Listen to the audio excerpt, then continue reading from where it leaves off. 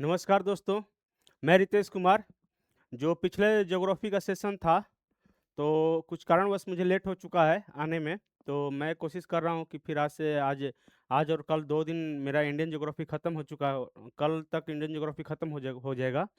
तो देखता हूँ आज कुछ क्वेश्चन सेशन लेकर आया हूँ और कल के बाद मैं परसों से मैं कोशिश करूँगा कि मैं थ्योरी क्लास लूँ इसमें और पढ़ाऊँगा अच्छी तरह से। उसमें कोशिश करूँगा कि जितना भी डेप्थ में लेकर जाऊँ, गहराई में जितना भी लेकर जाऊँ उसमें मैं चलूँगा, ताकि सबको समझ में आए और प्री से मेंस तक मैं उस क्वेश्चन मतलब थ्योरी क्लास को प्री प्लस मेंस के लिए मैं कोशिश करूँगा कि वो चले। तो चलिए मैं बिना समय गँवाए हम लोग स्टार्ट करते हैं कुछ क्वेश्चन को। तो ऐसा है कि कुछ प्रॉब्लम के चलते मैं 3-4 दिन गायब रहा, 4 दिन 5 दिन हो गया।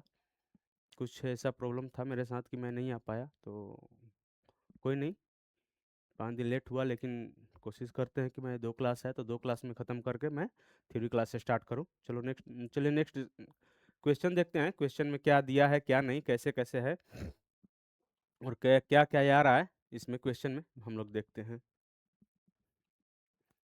2011 की जनगणना के अनुसार निम्नलिखित में किस राज्य में जनसंख्या की सबसे कम दशकीय वृद्धि हुई है? मतलब क्या बोल रहा है कि 2001 से 2011 के बीच में क्या बोल रहा है इसमें कि 2001 से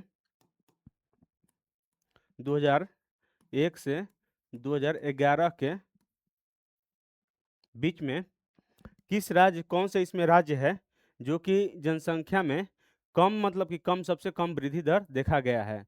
तो ये हमारा राज्य है, देखिए क्या-क्या दिया है, केरल, गोवा, सिक्किम और नागालैंड। तो इसमें क्या है कि इसमें नागालैंड हो जाएगा और नागालैंड में सबसे कम जनसंख्या वृद्धि दर देखी गई है 2001 से 2011 के बीच में। कितना देखी गई है? तो इसमें देखा गया है -0.6% इसमें सबसे कम वृद्धि दर देखा गया है। मतलब सोचिए कि नेगेटिव में चला गया है, ना कि पॉजिटिव में गया है। मतलब 0 भी रहता तो एक बात रहता, बट इसमें क्या है कि -0.6 में चला गया है। ये सोचिए कि बहुत उसमें भी कम, जो 0 रहता तो एक लेवल पे रहता कि चलो इतना तो बराबर है, लेकिन बराबर भी नहीं है। इसमें -0.6 के कम मतलब -0.6 कम वृद्धि दर हुआ है इसमें। तो इसको मतलब कारण कारण क्या देखते हैं कि कारण इसमें क्या-क्या है आ रहा है वहाँ पे, कि यहाँ पे 1 दशकीय वृद्धि दर मतलब जनसंख्या वृद्धि दर में क्यों कमी आई है, कारण क्या है? तो इसको हम लोग देखते हैं कि कारण क्या है? तो कारण यही है कि वहाँ पे कम कम जन्म दर और शिक्षा और जागरूकता के कारण यहाँ के लोग क्या कर रहे हैं कि छोटे परिवार को मतलब छोटे परिवार रखना पसंद कर रहे हैं। मतलब यहाँ पे क्या हो रहा है कि शिक्षा और जागरूकता जो है, मतलब कि शिक्षा और जागरूकता के कारण यहाँ पे वहाँ पे थोड़ा-सा शिक्षा अच्छा है यहाँ, और मतलब कि इ और जो गरीब देश है उसके अनुसार गरीब देश नहीं, गरीब राज्य है, उसके अनुसार क्या है कि वहाँ शिक्षा और शिक्षा तो थोड़ा-सा ज़्यादा है, साक्षरता और साक्षरता या शिक्षा बहुत ज़्यादा है ये और राज्यों के अपेक्षा। तो इस कारण से वहाँ पे क्या लोग सोच रहे हैं कि कम से कम छोटा परिवार होगा, तो छोटा परिवार के कारण यहाँ पे क्या होगा कि परिवार हमारा सुखी संपन्न रहेगा। इस कारण से यहाँ पे कुछ लोग ये चीज़ को पसंद कर रहे हैं। और दूसरा क्या है, आर्थिक अवसर की कमी हो जाती है यहाँ पे, आर्थिक अवसर की भी कमी हो जाती है। जैसे कि नागालैंड में क्या होता है कि उद्योग और रोज़गार की कमी है वहाँ पे भी। तो क्या है कि उद्योग और रोज़गार की कमी है, इस कारण से मतलब कि क्या हो रहा है कि वहाँ के लोग बाहर बाहर जा रहे हैं, जैसे कि दिल्ली हो गया, मुंबई हो गया या गोवा नहीं, या गुजरात हो गया। और क्या है कि और क्या है कि वहाँ पे गुड़गाँव हरियाणा पे जा रहे लोग, तो कमाने के लिए तो कहीं न कहीं जाना पड़ेगा। और फैमिली से दूर रहने का मतलब कि ऑटोमेटिक है कि वहाँ पे जिसकी शादी हो चुकी है, तो वो फैमिली से दूर है। तो फैमिली से दूर रहने का मतलब क्या होगा कि कुछ जनसंख्या उसके कारण भी कमी आ जाएगी। और क्या होता है कि शहरीकरण और जीवन शैली में बदलाव के कारण, शहरीकरण और जीवन शैली में बदलाव के कारण भी नागालैंड में मतलब कि नागालैंड के समाज में शहरीकरण जो हो रहा है, उसके कारण शहरीकरण होगा तो शिक्षा होगा, तो शहरीकरण भी होगा। शहरीकरण के कारण वहाँ पे थोड़ा सा छोटा परिवार रखना पसंद कर रहे हैं यहाँ पे लोग। तो ये कारण था। और क्या हो रहा है कि वहाँ पे कुछ देर से विवाह भी कर रहे हैं शिक्षा के कारण। शिक्षा का जब शिक्षा हो जाएगा, साक्षरता हो जाएगा, वहाँ बढ़ जाएगा, तो क्या होगा कि वहाँ पे ये लोग करें, सोचेंगे कि कम से कम वहाँ पे देर से शादी करेंगे, मतलब कोई रोजगार हो जाएगा या कोई नौकरी हो जाएगी हमारे पास, तो क्या होगा कि हम लोग सोचेंगे कि चलो भाई थोड़ा सा 2 साल लेट ही सही, लेकिन कम से कम सेटल हो जाएंगे, पैसा कमाने लगेंगे तो शादी करेंगे। तो इस कारण से भी वहाँ पे लोग क्या कर रहे हैं कि मतलब कि शादी में लेट कर रहे हैं। इसका ये भी एक कारण है कि वहाँ पे नागालैंड में मतलब एक दशकीय जनसंख्या वृद्धि दर की कमी हो रही है। और देखते हैं कि इसमें क्या है, न्यूनतम और कुछ ऐसे राज्य हैं जहाँ की न्यूनतम वृद्धि दर, जनसंख्या वृद्धि दर है। तो उसमें हम लोग देख लेते हैं कि कौन कौन सा न्यूनतम वृद्धि दर वाले राज्य कौन सी हैं। लिख लेते हैं यहाँ पे कि न्यूनतम न्यूनतम जनसंख्या वृद्धि दर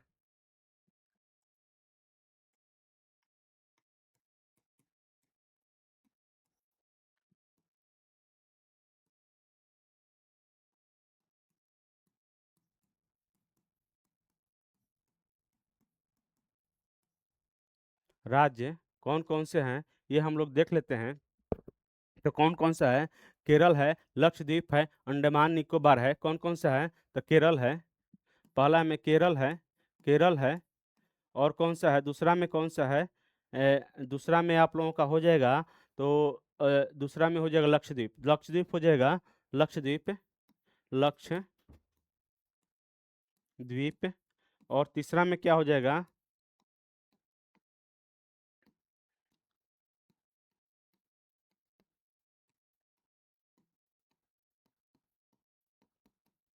ये तीन राज्य मान लीजिए कि हम तीन राज्य को लेकर चल रहे हैं।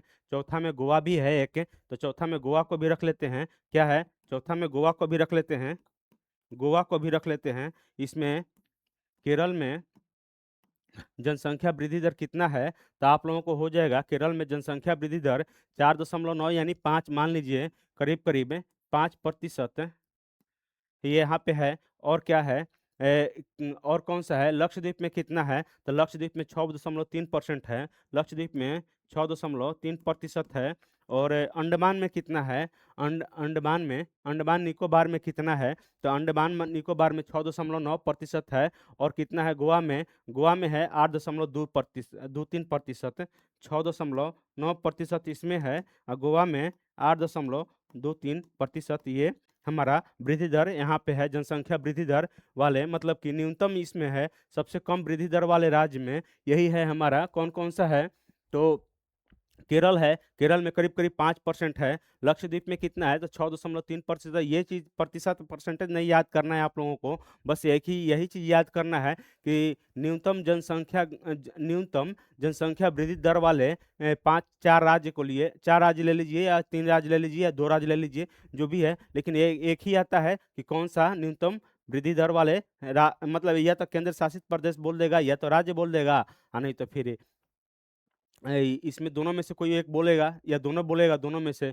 तो आप ले लीजिए कि नागालैंड सबसे कम है, उसके बाद केरल है, केरल, और उसके बाद लक्षद्वीप है, लक्षद्वीप के बाद अंडमान निकोबार है। और गोवा में कितना है, तो गोवा में 8.23 है। तो सबसे ज़्यादा आएगा यही नागालैंड वाला ही आएगा, न कि केरल में आएगा और लक्षद्वीप में आएगा। हम अपनी जानकारी के लिए, आप लोगों की जानकारी के लिए कुछ ये डाटा लिखवा दिए, और कुछ नहीं है इसमें। ज़्यादातर केरल में आता है, नहीं, नागालैंड का ही आता है। केरल का एक ही चीज़ आता है, वो साक्षरता दर है कि साक्षरता दर कितना कितना परसेंट है, कितना प्रतिशत, ये साक्षरता दर आ जाता है, कभी कभी परसेंटेज में आ जाता है। और नहीं तो ज़्यादा देता है केरल के बारे में कि साक्षरता सबसे साक्षर राज्य कौन है। और ये दे देगा आप लोगों को, राज्य में दे देगा तो केरल हो जाएगा, और केंद्र शासित प्रदेश में दे देगा तो आप लोगों को लक्षद्वीप हो जाएगा।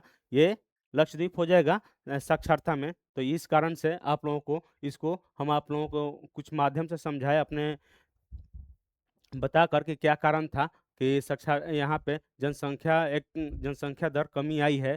तो ये 3-4 कारण आप लोगों को बताए, ये काफ़ी है। कम से कम इतना में तो आप लोग 40 से 50 100 वर्ड तो लिखा ही जाएगा। 100 वर्ड तो हम ही खुद बोल चुके हैं, 100 वर्ड से ऊपर। तो ये चीज़ है, यहाँ पे साक्षरता दर कम होने के नहीं, जनसंख्या दर कम होने के कारण यही कारण है कि मतलब कि आप शिक्षित होना और उसके बाद रोज़गार रोज़गार का लेना, उसके बाद क्या हुआ होगा कि यहाँ पे उद्योग उद्योग की कमी होना और क्या है कि रोज़गार के लिए बाहर जाना, ये भी कारण है, ये चीज़ कारण है। तो चलिए नेक्स्ट क्वेश्चन में देखते हैं कि नेक्स्ट क्वेश्चन में क्या है। कि नेक्स्ट क्वेश्चन क्या बोल रहा है कि नेक्स्ट क्वेश्चन यही बोल रहा है कि 2001 से 2011 की अवधि में उच्चतम तथा न्यूनतम जनसंख्या घनत्व में अंतर क्रमशः अंकित किया गया है। अब देखिए क्या बोल रहा है कि 2001 से अभी तो 2021 वाला जनगणना हुआ ही नहीं है, तो हम लोग अभी तो 2001 और 11 के बीच में ही तो चलेंगे। 2021 वाला जनगणना जब हो जाएगा, तो उसकी डाटा हम एक बार लाएँगे आप लोगों के सामने, पेश करेंगे कि कौन-सा राज्य कितना मतलब कि जनसंख्या घनत्व में कौन-सा राज्य कितना है और किसमें लिंगानुपात ज़्यादा है, वो चीज़ हम भी बताएँगे। बट अभी आने दीजिए उसका डाटा सही से, उसके बाद तो इसमें क्या दे रहा है कि उच्चतम तथा न्यूनतम जनसंख्या घनत्व में अंतर क्रमशः अंकित किया गया है किस राज्य में, उच्चतम किस में है और न्यूनतम किस में है। तो उच्चतम है सबसे ज़्यादा क्या-क्या दिया है, उत्तर प्रदेश एवं सिक्किम दिया है, हरियाणा एवं नागालैंड दिया है, पश्चिम बंगाल और मिज़ोरम दिया है, बिहार और अरुणाचल प्रदेश दिया है। तो इसका आंसर क्या होगा? बिहार और अरुणाचल प्रदेश होगा, न कि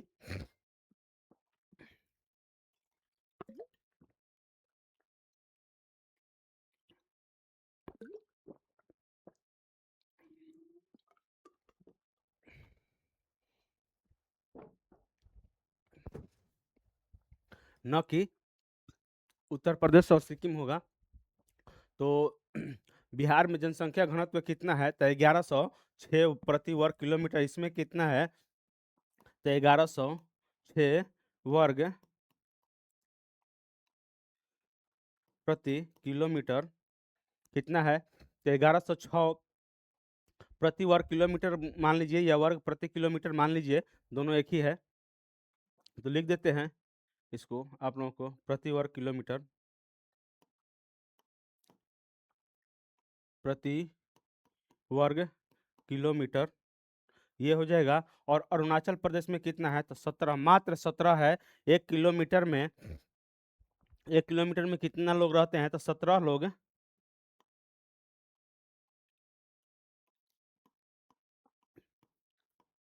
वर्ग किलोमीटर। 1 किलोमीटर में 17 लोग रहते हैं अरुणाचल प्रदेश में और बिहार में कितना रहते हैं? तो 1106 लोग रहते हैं करीब-करीब 1 किलोमीटर में। और सेकंड स्थान किसका है? कुछ और 2 राज्य लिखवा देते हैं जो कि जनसंख्या घनत्व में सबसे ज़्यादा है। तो जनसंख्या घनत्व में सबसे ज़्यादा कौन-कौन सा है? तो जनसंख्या घनत्व में केरल नहीं, ये पश्चिम बंगाल है। पहला सेकंड में सेकंड स्थान है पश्चिम बंगाल, पश्चिम बंगाल, बंगाल और क्या है थर्ड में क्या है? केरल है, केरल है, केरल है। तो ये है आपका केरल और पश्चिम बंगाल। और ये पश्चिम बंगाल में कितना है? तो पश्चिम बंगाल में 1028 है और केरल में कितना है? तो 860 है। इसमें क्या है? 1028 है और इसमें कितना है? 800 800 कितना है? तो 860 है, 860 है, 860 प्रति वर्ग किलोमीटर लोग रहते हैं केरल में। और ये हमारा बिहार के बाद कौन सा हो जाएगा? केरल हो जाएगा। केरल के बाद कौन ना, पश्चिम बंगाल हो जाएगा। पश्चिम बंगाल के बाद कौन सा हो जाएगा? केरल हो जाएगा।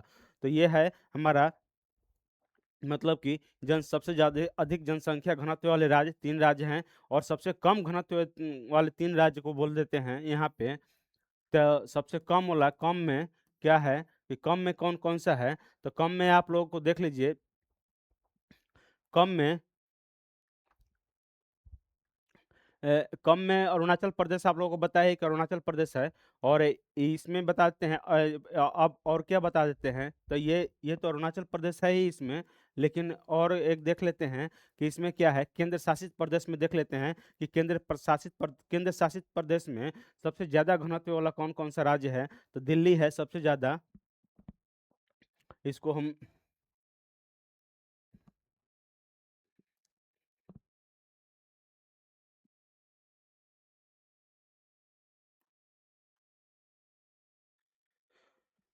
क्या केंद्र शासित प्रदेश में सबसे ज्यादा घनत्व वाले राज्य?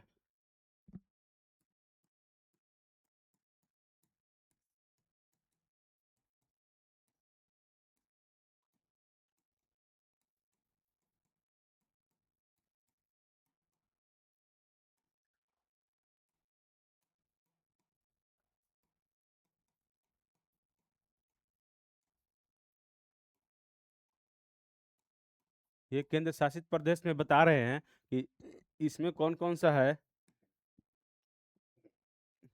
तो इसमें है कौन सा? दिल्ली है। दिल्ली के बाद कौन जाएगा? चंडीगढ़ हो जाएगा। और चंडीगढ़ के बाद पुडुचेरी हो जाएगा। दिल्ली, दिल्ली,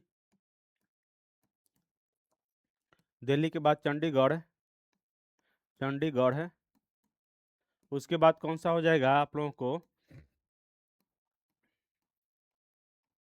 पुडुचेरी। इसमें है, इसमें क्या है कि इसमें बहुत ज़्यादा जनसंख्या घनत्व है। कितना है? तो 11,295 मान लीजिए, 11,297 प्रति वर्ग किलोमीटर यहाँ पे लोग रहते हैं। और चंडीगढ़ में कितना रहते हैं? तो चंडीगढ़ में आप लोगों को रह जाते हैं करीब 9225, करीब करीब 9225 प्रति प्रति वर्ग किलोमीटर। और क्या इसमें कितना रह जाते हैं? पुडुचेरी में कितना रह जाते हैं? तो पुडुचेरी में 2547 प्रति वर्ग किलोमीटर में ये हमारा ये क्या है कि ये केंद्र शासित प्रदेश में सबसे ज़्यादा घनत्व वाले केंद्र शासित प्रदेश कौन सा है? तो पहला नंबर दिल्ली है। दिल्ली के बाद कितना है? चंडीगढ़ है। चंडीगढ़ के बाद पुडुचेरी है। बट ये आप लोगों को डाटा नहीं याद करना है, ये डाटा का कोई वैल्यू नहीं है। बट यही है कि ये सबसे ज़्यादा केंद्र शासित प्रदेश याद कर लीजिए या राज्य याद कर लीजिए, यही इसी में से आता है और नहीं आता है।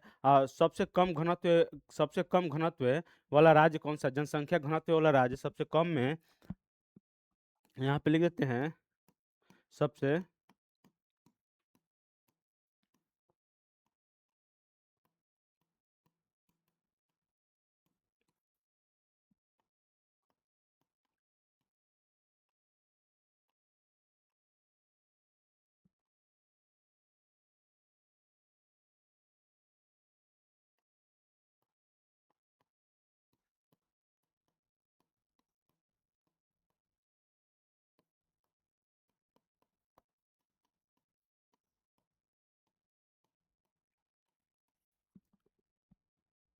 इसमें कौन सा है?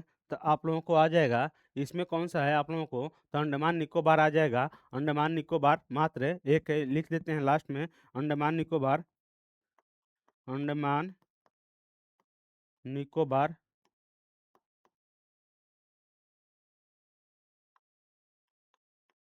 निको निकोबार। इसमें कितना है? मात्र 46 प्रति वर्ग किलोमीटर यहाँ पे लोग रहते हैं। कितना रहते हैं? तो अंडमान निकोबार में 46 लोग मात्र रहते हैं, न कि इससे ज़्यादा रहते हैं। और एक चीज़ याद रखिएगा कि भारत का जनसंख्या घनत्व कितना है। तो आप लोग लिख लीजिएगा यहाँ पे कि भारत का जनसंख्या घनत्व कितना है। तो भारत का, इस पे जगह है क्या?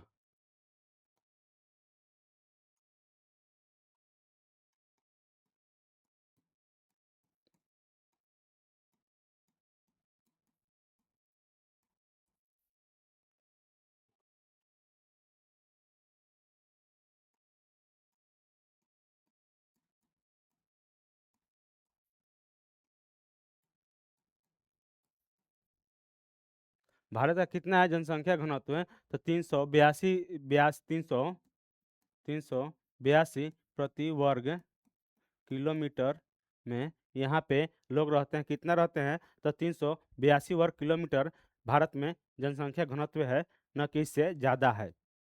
और नेक्स्ट क्वेश्चन में देखते हैं कि नेक्स्ट क्वेश्चन में क्या बोल रहा है। ये डाटा आप लोगों को लिखवा है, जो कि जितना भी कोशिश किए कि मतलब जितना डाटा आप लोगों के लिए आप लोगों के पास पहुँचाएँ, कोशिश किए कि जितना एक्स्ट्रा डाटा आप लोगों को पहुँचे, उतना मैंने कोशिश किया कि आप लोगों को मिल जाए।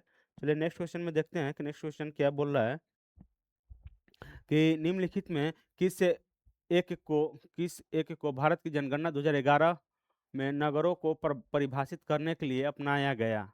अच्छा चलिए ठीक है, ये किसको अपनाया गया? तो ये क्या बोल रहा है क्वेश्चन में कि निम्नलिखित में से किस एक को, मतलब कि ये 4 गो ऑप्शन है, भारत की जनगणना 2011 में नगरों को परिभाषित करने के लिए अपनाया गया। ये नगरों को परिभाषित करने के लिए अपनाया गया, नगरों को परिभाषित करने के लिए अपनाया गया है। तो ये क्या है कि जनसंख्या वृद्धि, जनसंख्या घनत्व, जन साक्षरता दर और यौन अनुपात। नगरों को परिभाषित करने के लिए क्या है, एक जनसंख्या वृद्धि थोड़ा ना होगा, जनसंख्या घनत्व हो जाएगा यहाँ पे, न कि दूसरा हो जाएगा, क्या हो जाएगा, जनसंख्या घनत्व हो जाएगा। तो इसमें जनसंख्या घनत्व हो जाएगा।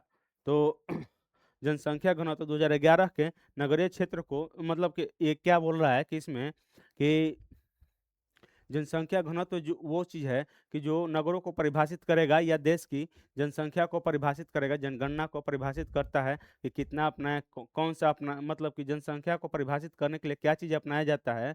तो ये चीज़ अपनाया जाता है, जनसंख्या घनत्व अपनाया जाता है। क्या अपनाया जाता है? तो जनसंख्या घनत्व अपनाया जाता है।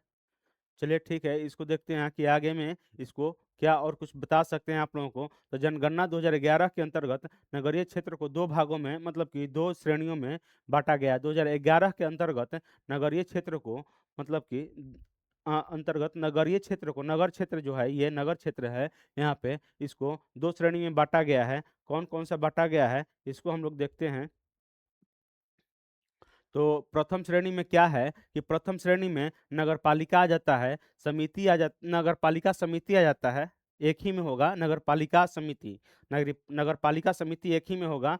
और क्या होगा कि नगर पालिका समिति तो हो ही गया, उसके बाद नगर पालिका अलग हो जाएगा, उसके बाद नगर निगम हो जाएगा। जैसे स्थानीय, मतलब कि ये ऐसा ऐसा 3 समिति है, नगर पालिका समिति है, उसके बाद नगर पालिका है, नगर निगम है। ये 3 ऐसे संस्था है कि नगर को परिभाषित करने के लिए हम लोग बनाते हैं। और ये क्या है, ऐसा निकाय है एक, नगर पालिका समिति, नगर पालिका और क्या है, नगर निगम, ऐसा एक निकाय है। ये तीनों ऐसा निकाय है जो कि वैधानिक नगर की संज्ञा दी जाती है। क्या दिया जाता है? वैधानिक नगर की संज्ञा इसको दिया जाता है। और देखिए इसमें द्वितीय श्रेणी में क्या है, ऐसे क्षेत्र जहाँ 5,000 से जनसंख्या से अधिक लोग रहते हैं घनत्व में, मतलब कि 5,000 जनसंख्या से अधिक लोग रहते हैं और वहाँ का जनसंख्या घनत्व कितना है, तो 400 प्रति वर्ग किलोमीटर हो। कितना हो? तो 400 प्रति वर्ग किलोमीटर होना चाहिए वहाँ पे, या उससे अधिक होना चाहिए। 400 प्रति वर्ग किलोमीटर या उससे अधिक होना चाहिए, तो उसको द्वितीय श्रेणी में रखा जाता है।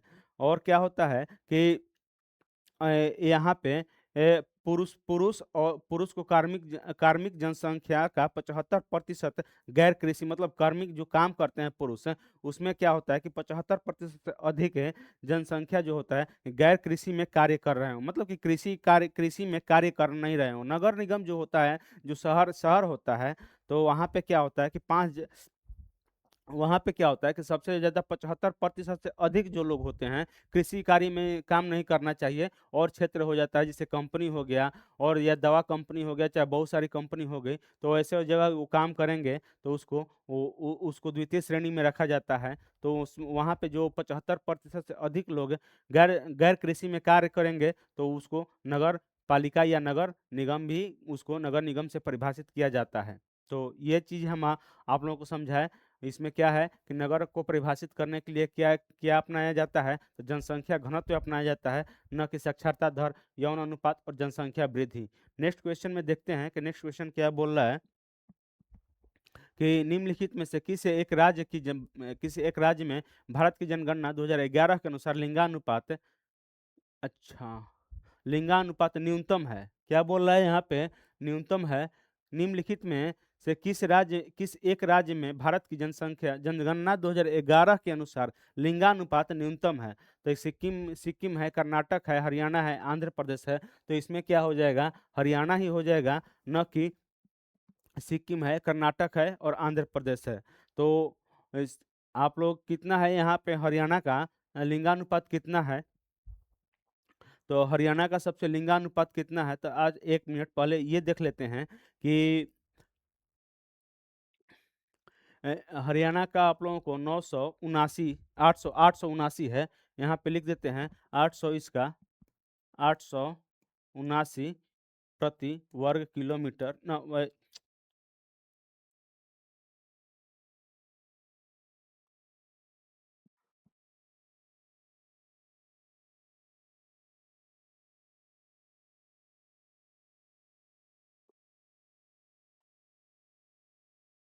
कितना है? इतना पे 1000 पुरुष पे इतना महिला है। महिला इतना महिला है 1000 पुरुष पे। तो लिंगानुपात किसको बोलते हैं? लिंगानुपात को बारे में हम लोग कुछ जानते हैं कि लिंगानुपात क्या होता है। तो प्रति 1000 व्यक्ति, प्रति 1000 पुरुष, व्यक्ति नहीं, प्रति 1000 पुरुष जो होते हैं, प्रति 1000 पुरुष पर महिलाओं की संख्या ही लिंगानुपात क्या कहलाता है? क्या कहलाता है? हजार प्रति 1000 पुरुष, प्रति 1000 पुरुष पे महिलाओं की जनसंख्या जितनी होती है, उसी को हम लोग लिंगानुपात से परिभाषित करते हैं। तो मान लीजिए कि हरियाणा का कितना है? तो 879 हाँ 79 है। तो 79 में 1000 पुरुष मतलब कि 1000, यहाँ पे 1000 पुरुष हैं, 1000 पुरुष हैं, तो कितना महिला है? तो 879 महिला है। अब सोच लीजिए कि कितना यहाँ पे मतलब लिंगानुपात कम है, पुरुष और स्त्री का मतलब कि डिफरेंट कितना है, जनसंख्या में कितना अंतर है? 879 और 1000, 1000 पुरुष है और 879 है। इस कारण से वहाँ क्या होता है कि हरियाणा में, यार हरियाणा का क्षेत्र में क्या होता है कि वहाँ पे 25 साल के अंदर में किसी का शादी हो गया तो हो गया, वरना फिर जल्दी वहाँ पे शादी लोग नहीं करते हैं किसी भी पुरुष का। इसलिए कि पहले ही 25 वर्ष के 20-25 के बीच में लड़की का भी शादी हो जाता है और लड़का का भी शादी हो जाता है। और ज़्यादातर वहाँ पे महिला को सुरक्षित नहीं, मतलब कि महिला का भ्रूण भ्रूण हत्या बहुत ज़्यादा होता है। क्या होता है यहाँ पे हरियाणा में? भ्रूण हत्या बहुत ज़्यादा होने के कारण यहाँ पे महिलाओं की जनसंख्या बहुत कम है। इसलिए कि वहाँ पे जो सोचते हैं लोग कि महिला होगी तो उसको दान दहेज देना ही पड़ेगा। और दूसरी बात कि जब महिला होगी तो उसको पढ़ाना पड़ेगा, ये चीज़ बहुत सारा खर्चा आएगा। इस कारण से वहाँ पे सबसे ज़्यादा भ्रूण हत्या का वहाँ पे केस पाया जाता है हरियाणा में। तो मैं यही बात बोलूँगा सब लोगों से कि महिला है तो हम हैं, और हम हैं तो महिला है तो सारा दुनिया है, और हम भी हैं उसी में। इसलिए कि महिला एक देवी, हम लोग हमारे यहाँ भारत में महिला को देवी की तरह पूजा जाता है। और मैं यही सब लोगों से निवेदन करूँगा कि जो भी महिला है, महिला को आप सम्मान के नज़र से देखिए, जितना भी सम्मान के नज़र से देखिए और पूजनीय मानिए। और महिला को भी बोलते हैं कि महिला को भी यही बात बोलेंगे कि हर पुरुष एक जैसा नहीं होता है। ठीक है, कुछ आपके साथ गलत किया है, लेकिन सब पुरुष वैसा नहीं होता है। करीब-करीब 90% पुरुष पुरुष वैसा नहीं होता। 10% के चक्कर में 90 लोगों को मतलब कि ये क्या बोलेंगे कि उसको गलत नहीं ठहराना चाहिए। तो ऐसा महिला लोग को भी सोचना चाहिए और पुरुष को भी सोचना चाहिए कि पुरुष भी कि महिला है तो महिला को एक जगत जननी बोला जाता है हर महिला को। इसलिए कि वो जगत को मतलब कि जो भी जनन करती है, या जिसको जिसको जो भी महिला है, किसी को न किसी को मतलब कि जन्म देती है, जन्म के अनुसार उसी के अनुसार हम लोग भी पैदा हुए हैं। वो ऐसा चीज़ है कि वो मतलब कि इतना कष्ट के अनुसार 9 माह तो ऐसे ही पेट में ही रखती है अपने। उसके बाद क्या होता है कि कम से कम 1.5 साल, 1 से 1.5 साल, क्या 2-3 साल कहिए, 3 साल चलने लायक बच्चा भी हो भी जाता है, उसके बावजूद भी वो अपने गोद में रखती है 3 साल तक। करीब 10 केजी वेट हो ही जाता है।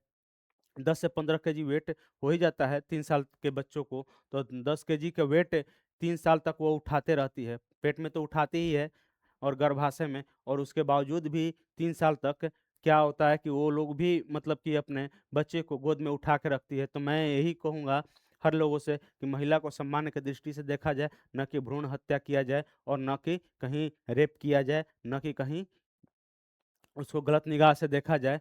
मैं तो यही बोलूँगा कि वो एक पूजनीय देवी है, उसको जितना भी इज़्ज़त दीजिए, आप लोगों के लिए मतलब कि क्या बताएँ, वो एक पुण्य का ही काम होगा। प्राकृतिक ऐसा चीज़ मतलब कि प्राकृतिक में एक महिला को ही ऐसा बनाया गया है कि जो सर्वश्रेष्ठ हम मानते हैं महिला को, कि वैसा मतलब कि वो चीज़ बनाने के लिए भगवान को भी दूसरा मतलब कि बहुत बार सोचना होगा कि ऐसा कष्ट में उठाने के लिए मैं क्या करूँ कि मैं महिला मतलब कि दूसरा चीज़ बना सकूँ, लेकिन वो भी आज तक नहीं बना पाए। महिला के सिवा इतना कष्ट उठाने के बावजूद भी किसी को मतलब कि जन्म के समय तो सोचिए कि कितना दर्द होता है किसी को, हम हो या कोई हो, मतलब पुरुष तो रो के वहाँ पे महिला को देखता है तो ठीक है, वो तो बाहर ही रहता है, उसके बावजूद भी थोड़ा बहुत समझ में नहीं आता, दर्द दर्द होता है, कितना दर्द होता है महिला को, पुरुष को जन्म या पुरुष या स्त्री को जन्म देने में, वही समझती है, वो दुःख किसी को मतलब बता नहीं सकती है। तो इसके कारण मैं प्रार्थना करूँगा सब लोगों से, जो भी जिसके पास भी ये वीडियो जाए, उसके अनुसार मतलब मैं यही प्रार्थना करूँगा कि महिला को सम्मान की दृष्टि से देखिए, जितना भी सम्मान की दृष्टि से देखिए, वो उतना कम है आप लोगों के लिए। तो चलिए नेक्स्ट क्वेश्चन में देखते हैं कि नेक्स्ट क्वेश्चन में क्या बोला है, लेकिन और कुछ देख लेते हैं इसमें कि क्या चीज़ है, कि क्या चीज़ हो सकता है। तो शीर्ष लिंगानुपात वाले कुछ 5 राज्य के बारे में हम लिख लिख लेते हैं कि शीर्ष लिंगानुपात वाले 5 राज्य। एसी कम कर देना।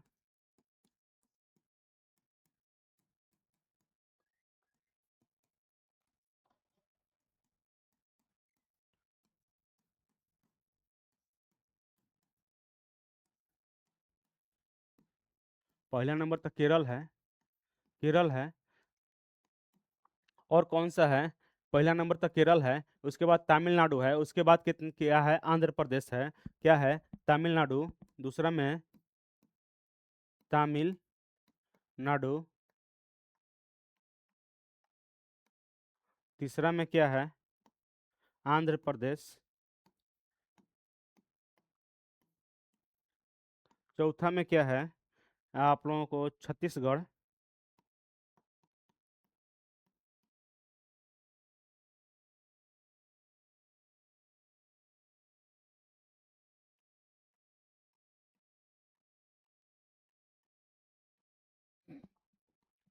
5वां में कौन-सा है? तो 5वां में आप लोगों को हो जाएगा क्या हो जाएगा? छत्तीसगढ़ के बाद क्या हो जाएगा? मणिपुर, मणिपुर कितना है? तो मणिपुर हो जाएगा 5वां में, मणि केरल में कितना है? तो 1084 है। केरल में कितना है? तो 1084 है। मतलब कि 1000 पुरुष पे 1084 महिला है। सबसे ज़्यादा यहीं पे केरल में है, मतलब यानी 84 84 महिला एक्स्ट्रा है। तो जिसकी शादी नहीं हो रही है, शायद वो केरल चले जाए, वहाँ पे उसकी शादी हो सकती है। थोड़ा-सा एजुकेटेड हो एजुकेशन या वहाँ पे एजुकेशन हो तो आप लोग वहाँ पे चले जाइए, वहाँ पे आप लोगों की शादी हो जाएगी। तमिलनाडु में कितना है? तो तमिलनाडु में 996 है, अभी यहाँ पे भी कम है, 996 है। और कितना है? आंध्र प्रदेश में कितना है? तो आंध्र प्रदेश में 993 है, 993 है। छत्तीसगढ़ में कितना है? तो छत्तीसगढ़ में आप लोगों को हो जाएगा 991 है। छत्तीसगढ़ में कितना है? तो 991 है।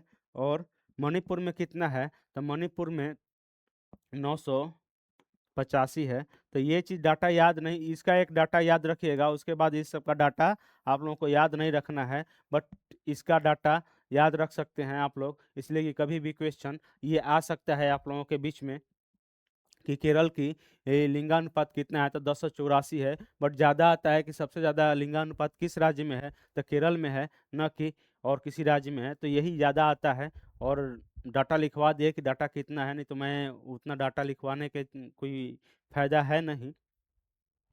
और न्यूनतम लिंगानुपात में क्या है? न्यूनतम लिंगानुपात में हम लोग बोल देते हैं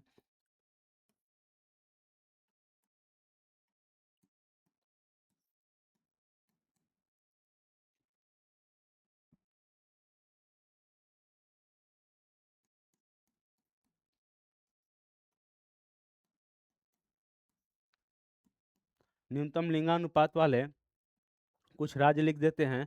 तो पंजाब, हरियाणा हो गया, पहला नंबर तो हरियाणा हो गया, हरियाणा। दूसरा नंबर पे क्या हो जाएगा? दूसरा number J&K, Jammu and Kashmir है। तीसरा नंबर पे कौन सा हो जाएगा? तीसरा नंबर पे कौन सा हो जाएगा? तो तीसरा नंबर पे आप लोगों को सिक्किम हो जाएगा, सिक्किम हो जाएगा, सिक्किम हो जाएगा, सिक्किम हो जाएगा। चौथा नंबर पे कौन सा हो जाएगा? चौथा नंबर पर पंजाब, चौथा नंबर पर पंजाब लिख दीजिए, पंजाब, पंजाब। और पांचवा नंबर पे यूपी हो जाएगा। तो ये हमारा सबसे कम लिंगानुपात वाले राज्य है। लिंगानुपात कितना है तो ये इसके बारे में डाटा बोलिएगा तो लिखवा देंगे, या तो छोड़ देते हैं इसको, कोई ये डाटा के लिए नहीं है। डाटा एक याद रखना है तो इसका याद रखिएगा, हरियाणा का एक याद रखिएगा और उधर केरल का याद रखिएगा। यही दो पूछता है और तीसरा कोई नहीं पूछता है। अधिकांश में भी कभी वैसा हो गया तो हो गया, नहीं तो ना के बराबर 99% ऐसा चांस है कि यही दो डाटा पूछता है। तीसरा डाटा इसमें से कोई आता नहीं है एग्जाम में। तो ये चीज़ है।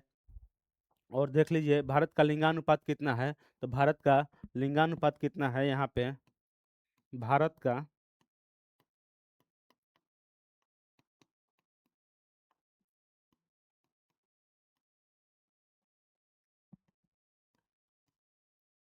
943 है, यानी अभी भी कितना है? तो इधर से 7 जोड़ लीजिए, उधर 50, 57 गो लोग, 57 लोग अभी कम हैं।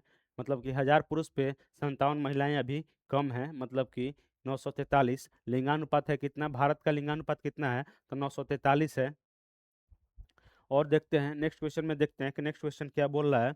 नेक्स्ट क्वेश्चन में क्या बोल रहा है इसमें देख लेते हैं कि 2011 की जनगणना के अनुसार किस केंद्र शासित प्रदेश में 1 से 11 के में सबसे अधिक जनसंख्या वृद्धि दर अंकित की गई है? तो ये दिया है कि सबसे वृद्धि, सबसे अधिक जनसंख्या दर अंकित की गई है। तो इसमें कौन सा है? कौन सा है इसमें? तो दादर और दादर एवं दादर और, अच्छा, दादर नगर हवेली एवं दीव। दादर और दीव जो है क्या है? दादर नगर हवेली या दीव, ये जो है इसमें सबसे ज्यादा जनसंख्या वृद्धि दर देखी गई है। कितना देखी गई है? तो कम से कम इसको 56% इसमें वृद्धि दर देखी गई है। कितना है? तो +56% वृद्धि दर देखी गई है दादर और दीव में। कितना देखा गया है? तो दादर और दीव में 56% देखा गया है। और न्यूनतम वृद्धि दर किस केंद्र शासित प्रदेश में देखा गया है? तो लक्षद्वीप में देखा गया है। लक्षद्वीप इसमें दिया नहीं है तो हम लिख देते हैं कि सबसे न्यूनतम न्यूनतम जनसंख्या वृद्धि दर वाला राज्य कौन, केंद्र शासित प्रदेश कौन सा है? न्यूनतम, ये तो अधिक हो गया। न्यूनतम, न्यूनतम जनसंख्या वृद्धि दर वाला,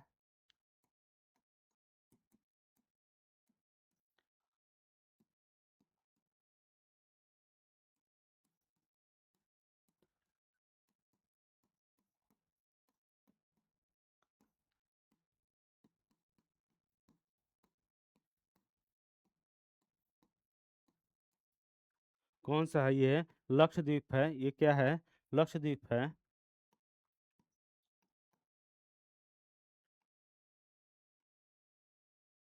लक्षद्वीप है। कितना है? तो इसका सबसे न्यूनतम वृद्धि दर वाला कौन सा है? तो लक्षद्वीप है। इसमें कितना है? तो 6.3% है, इसको मान लेते हैं। कितना है? तो 6.3%, ये वृद्धि दर है इसका। कितना है? तो 6.3% इसका लक्षद्वीप का वृद्धि दर है। सबसे न्यूनतम जनसंख्या वृद्धि दर वाला केंद्र शासित प्रदेश कौन सा है? तो यह है लक्षद्वीप है। और उसमें केंद्र शासित प्रदेश में सबसे अधिक वृद्धि दर, जनसंख्या वृद्धि दर वाला कौन सा है? तो दमन और दीव है।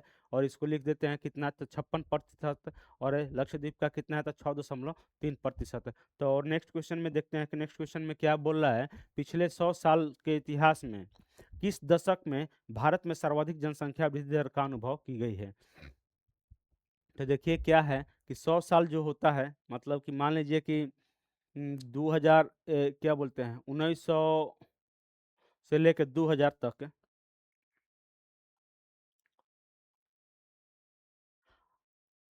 1900 से लेके 2000 के बीच में 100 वर्ष हो गया। और 100 वर्ष में, इस 100 वर्ष के दशक में, मतलब कि किस दशक में, 100 वर्ष में किस दशक में सर्वाधिक जनसंख्या वृद्धि दर की अनुभव की गई है? सर्वाधिक जनसंख्या मतलब 100 साल के, एक 100 साल में कौन सी ऐसा दशक है? मान लीजिए कि 100 साल तो हो ही गया, 1900 से 2000 तक है।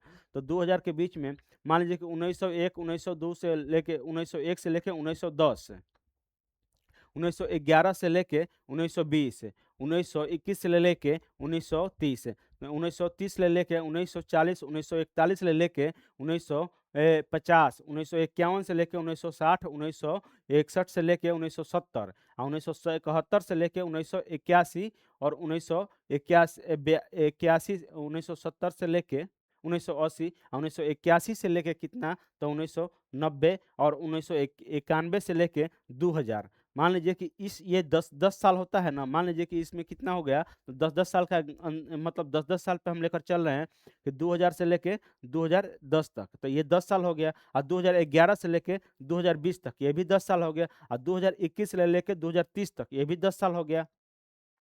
और 2031 से लेके 2040 तक ये भी 10 साल हो गया। और 2040 से 41 से लेके 2050 तक ये भी 10 साल होगा। और क्या हुआ, 2051 से लेके 2060 तक ये भी 10 साल हुआ। और 2061 से लेके 2071, नहीं 70 या 71 मान लीजिए, तो ये भी 10 साल हुआ।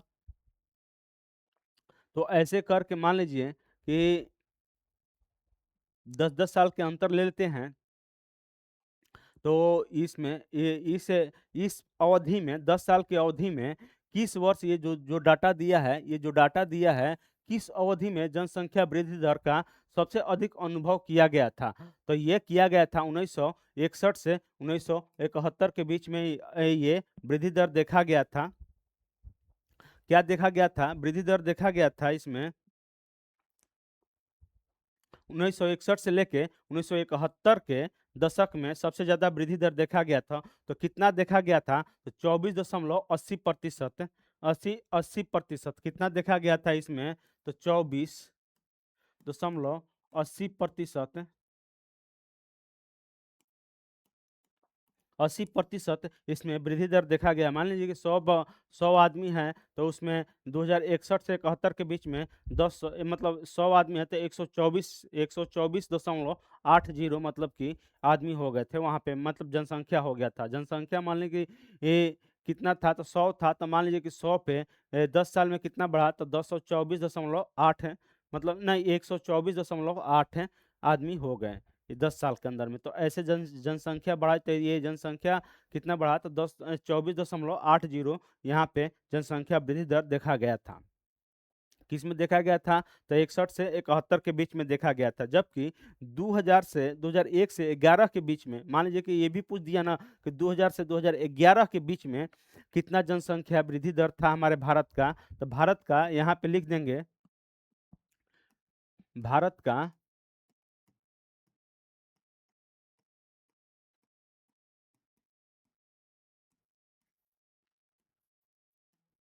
वृद्धि दर कितना में, तो 2001 से 2011 के बीच में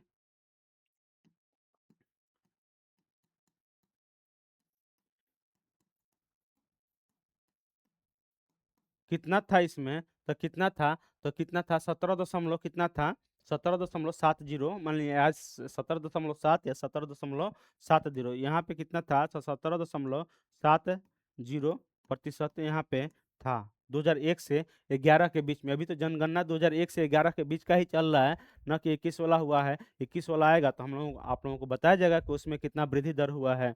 तो ये है हमारा 2000 से 2000 से 2001 से 2011 के बीच में कितना वृद्धि दर हुआ जनसंख्या में, तो 17.70। और 2000 और 61 से 71 के बीच में कितना हुआ था, तो 24.80 हुआ था। और एक क्वेश्चन आएगा, उसको हम लोग बताएंगे कि उसमें क्या हुआ था। और नेक्स्ट क्वेश्चन में देखते हैं कि नेक्स्ट क्वेश्चन क्या बोल रहा है। और और एक चीज देख लेते हैं कि इसमें सबसे कम, अच्छा ये एक एक और चीज़ देख लेते हैं कि सबसे कम, सबसे न्यूनतम जनसंख्या वृद्धि दर कितना था? मतलब किसका, किस राज्य का, ये तो बतेबे किए हैं आप लोगों को, तो ये इसको छोड़िए, ये चीज़ तो नागालैंड का था, नागालैंड का बताए हैं। और नेक्स्ट क्वेश्चन में देखते हैं कि नेक्स्ट क्वेश्चन में क्या बोल रहा है। 2011 की जनगणना के अनुसार भारत का लिंगानुपात कितना था? आ गया। आप लोगों को पहले भी बताए हैं, इसके पहले क्वेश्चन में बताए हैं कि कितना था, और अभी वो क्वेश्चन आ ही गया। तो क्वेश्चन आ गया, तो इसमें क्या है कि 2011 के जनगणना के अनुसार भारत का लिंगानुपात कितना है? तो भारत का लिंगानुपात क्या है? 1000 पुरुष पर 941 महिला है, नहीं है। उसके बाद 1000 पुरुष पर 943 महिला है, ये सही है। 1000 पुरुष पर 942 भी नहीं है। 1000 पुरुष पर 944 भी नहीं है। तो देखिए ये डाटा कितना दिया है, 41, 43, 42 और 44। ये डाटा देख लीजिए आप लोग कि कितना नज़दीक नज़दीक दिया है। तो आप लोगों को ये डाटा याद करना पड़ेगा। भारत का लिंगानुपात कितना है? तो 943 आप लोग याद रखिएगा। 943 सिर्फ याद रखिएगा। उसके बाद 1000 पुरुष तो वो एनी टाइम रहते ही हैं। 1000 पुरुष, पुरुष नहीं बदलते हैं, महिला ही बदल रही है आज के डेट में। तो महिला को समझाना पड़ेगा कि भाई अपने आप को स्थगित रखो, 1000 पे ले आके 943 ही हो।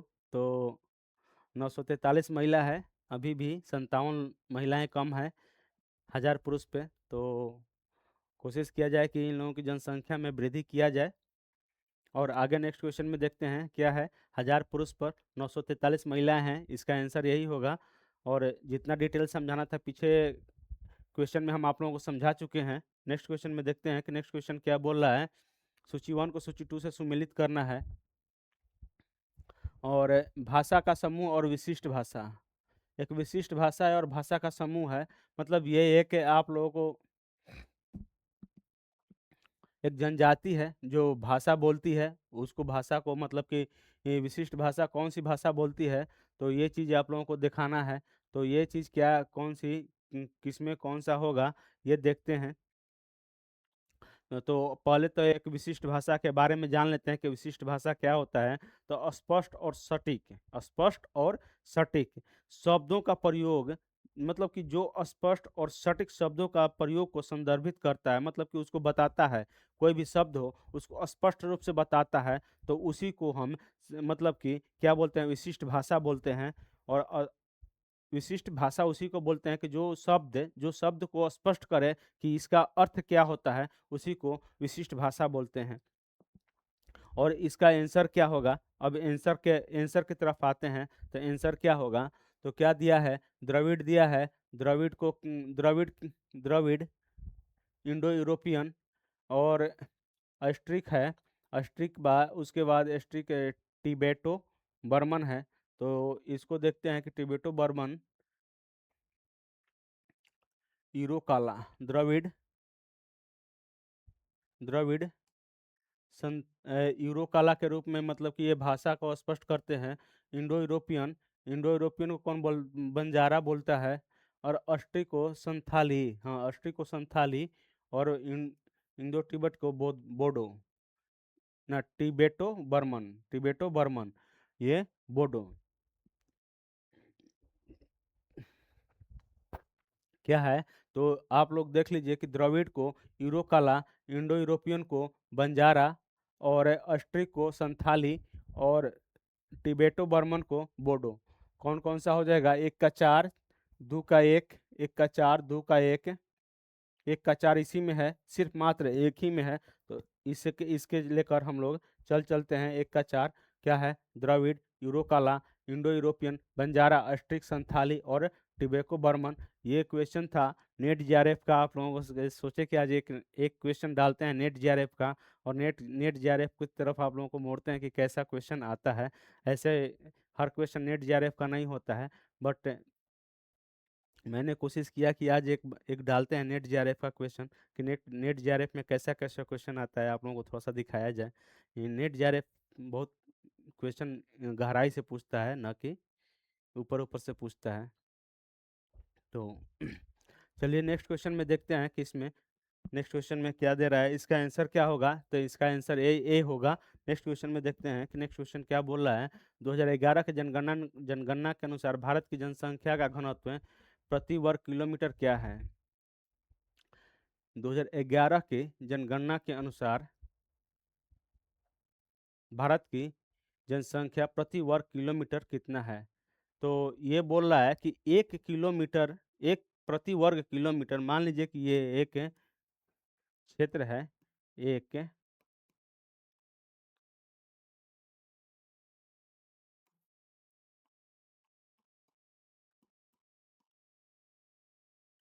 ये हमारा क्षेत्र है, ये भारत है, और भारत का 1 प्रति वर्ग किलोमीटर में कितना लोग बसते हैं ये दिखा रहा है।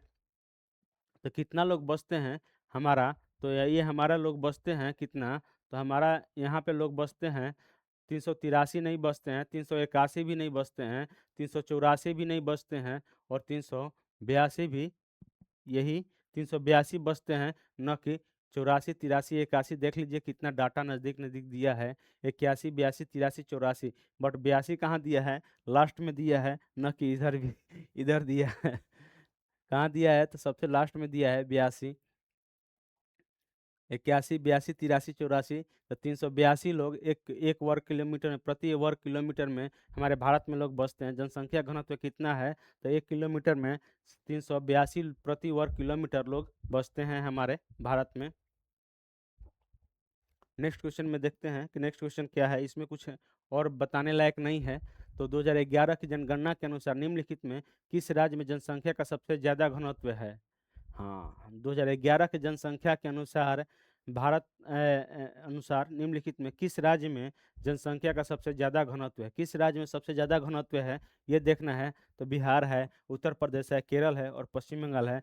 सबसे ज़्यादा हमारा बिहार में है, न कि उत्तर प्रदेश, केरल और पश्चिम बंगाल। बिहार में कितना है, तो 1106 प्रति वर्ग किलोमीटर यहाँ लोग बसते हैं। कितना बसते हैं, तो 1106 प्रति वर्ग किलोमीटर यहाँ पे लोग बसते हैं, न कि ज़्यादा बसते हैं। तो ये ज़्यादा वाला पूछता है और कम वाला पूछता है, तो सबसे कम कहाँ है, तो सबसे कम आप लोगों को अरुणाचल प्रदेश में है। सबसे कम कहाँ है, तो सबसे कम है, सबसे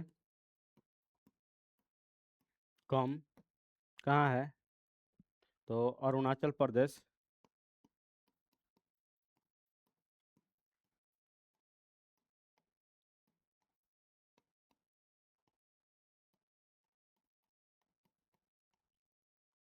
ये हमारा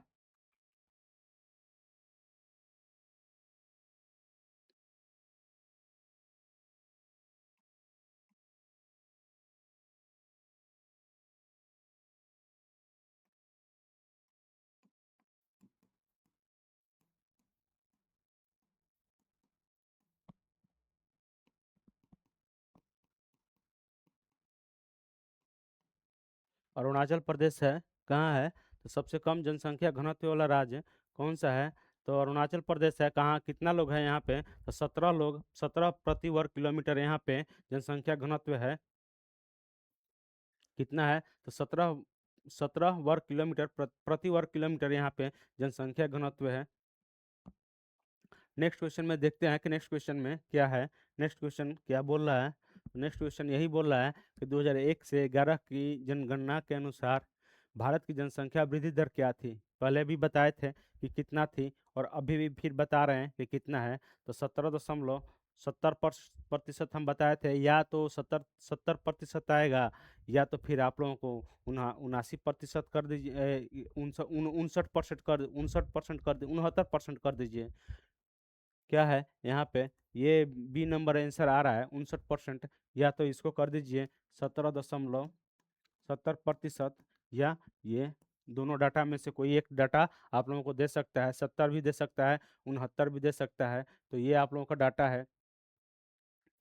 जनगणना के अनुसार 2001 से 11 के जन के बीच में जनगणना के अनुसार भारत की जनसंख्या वृद्धि दर कितना थी, तो 17.70%।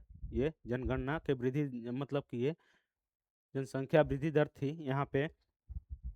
नेक्स्ट क्वेश्चन में देखते हैं कि नेक्स्ट क्वेश्चन क्या बोल रहा है कि निम्नलिखित केंद्र शासित प्रदेश में जनसंख्या का सबसे कम घनत्व वाला घनत्व कहाँ है। अच्छा हाँ, सबसे कम घनत्व कहाँ पे है, तो सबसे कम घनत्व, अच्छा ये कुछ देख लेते हैं इसमें पिछला क्वेश्चन में कि पिछला क्वेश्चन में क्या है कि 2011 के अनुसार, मान लीजिए कि 2011 है, तो उसके में सर्वाधिक वृद्धि दर वाले मतलब 5 राज्य हैं, जो कि ये 5 राज्य है, ये तो हमारा भारत की जनसंख्या हो गया ना। तो भारत की जनसंख्या, और नेक्स्ट क्वेश्चन में देखते हैं, इसमें कुछ है नहीं। अब नेक्स्ट क्वेश्चन देखते हैं कि क्या दे रहा है। निम्नलिखित में केंद्र शासित प्रदेश में जनसंख्या का सबसे कम घनत्व कहाँ पे है? जनसंख्या का सबसे कम घनत्व कहाँ पे है? तो आप लोग देख सकते हैं कि सबसे कहाँ है, तो दादर एवं नगर हवेली में है सबसे कम घनत्व। ये क्या बोल रहा है? केंद्र शासित प्रदेश बोल रहा है, न कि और कहीं बोल रहा है। तो केंद्र शासित प्रदेश में सबसे कम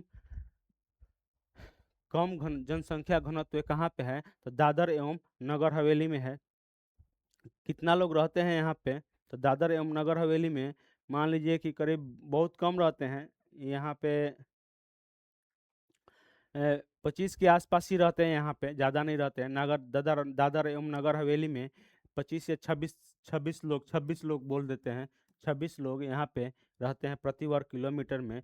और देखिए, और एक बार देख लीजिए। अब पिछला क्वेश्चन में हम आप लोगों को बताए थे कि 26 लोग नहीं, सॉरी 26 लोग नहीं हो गए यहाँ पे।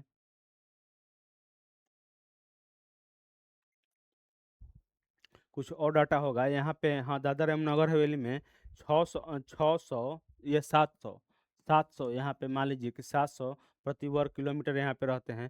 लेकिन यहाँ पे हम पिछला क्वेश्चन में हम आप लोगों को बताए थे कि सबसे कम जनसंख्या घनत्व वाला केंद्र शासित प्रदेश कौन सा था। तो हम आप लोगों को बताए थे कि अंडमान निकोबार। पहले क्या बताए थे कि अंडमान निकोबार था। तो ये अंडमान निको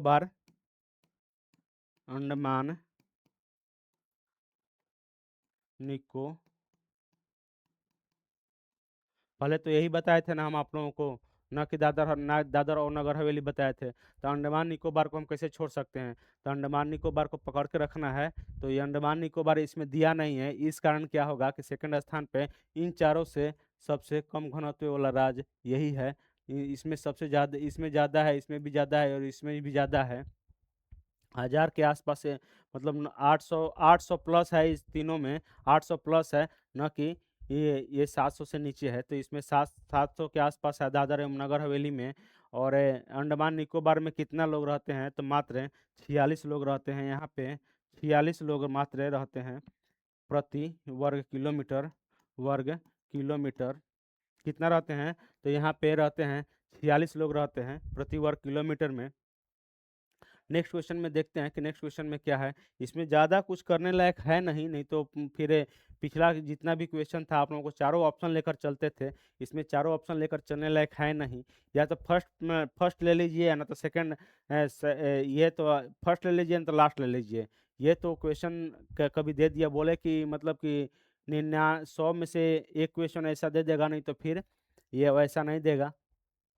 और यूपी पीसीएस, चाहे कोई भी पीसीएस हो, यूपी हो, बिहार हो, या ये एमपी हो, या आसपास झारखंड हो, कोई भी हो, तो सबसे ज़्यादा देता है या तो सबसे कम उसमें देता है ज़्यादा। इसमें मतलब ये क्वेश्चन कहीं दूसरा जगह से उठाया गया है। ये यूपी पीसीएस या कोई भी पीसीएस एग्जाम का नहीं है। तो नेक्स्ट क्वेश्चन में देखते हैं कि निम्नलिखित में भारत के किस राज्य में वृद्धि दर सर्वाधिक है? किस राज्य में वृद्धि दर सर्वाधिक है? किस राज्य में वृद्धि दर सर्वाधिक है? तो तमिलनाडु है, मेघालय है, उत्तर प्रदेश और बिहार है। न तमिलनाडु में है, न उत्तर प्रदेश में है, और न बिहार में है। कहाँ पे है? तो ये मेघालय में है। कहाँ पे है? तो ये मेघालय में है। मेघालय में है ये। कहाँ है? तो ये मेघालय में है। और जनगणना 2011 के अनुसार, मान लीजिए कि अंतिम आंकड़ा मानते हैं 2011 का, इसलिए कि 2021 में हुआ नहीं है। तो यहाँ पे मतलब कि भारत भारत का तो बतेबे किए हैं। और जिसमें इसमें क्या है कि किस राज्य का वृद्धि दर सर्वाधिक है? तो मेघालय का है। और मेघालय का कितना है? तो करीब करीब आप लोगों को पड़ जाएगा। डाटा तो हमको कुछ याद नहीं आ रहा है, कल ऐसे हम लोग को डाटा बताएंगे कि कितना है। ऐसे इस डाटा पूछेगा नहीं, सिर्फ यही पूछेगा कि कितना है वृद्धि दर, भारत का किस राज्य का सबसे वृद्धि दर सर्वाधिक है? तो मेघालय का है क्वेश्चन के अनुसार। और देख लीजिए भारत का कितना बताए थे, तो 17.7% बताए थे इसमें, ये 17.70% बताए थे।